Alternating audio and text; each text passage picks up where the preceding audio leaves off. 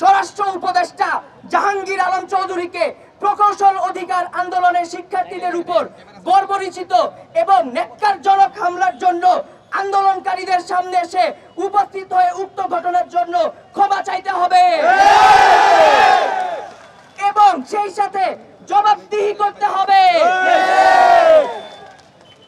2 প্রজ্ঞাপনের মাধ্যমে ইতিপূর্বে গঠিত কমিটিকে আমরা আমাদের প্রতিনিধিত্বের অনুপযুক্ত মনে করি।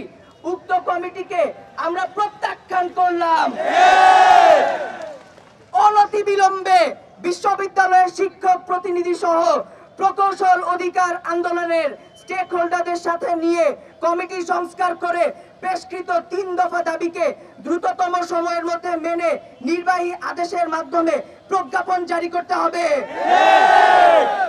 এবং এ মর্মে সংশ্লিষ্ট 3 উপদেষ্টা জনাব মোহাম্মদ ফাউজুল কবির খান, জনাব আদিলুর রহমান এবং সৈয়দা রিজওয়ানা হাসানকে আজকে এসে এর নিশ্চয়তা প্রদান করতে হবে।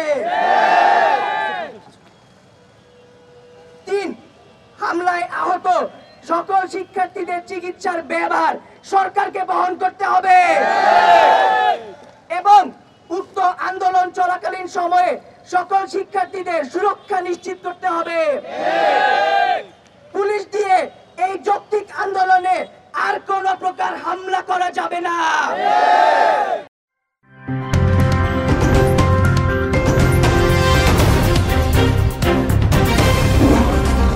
Voice of Tiger.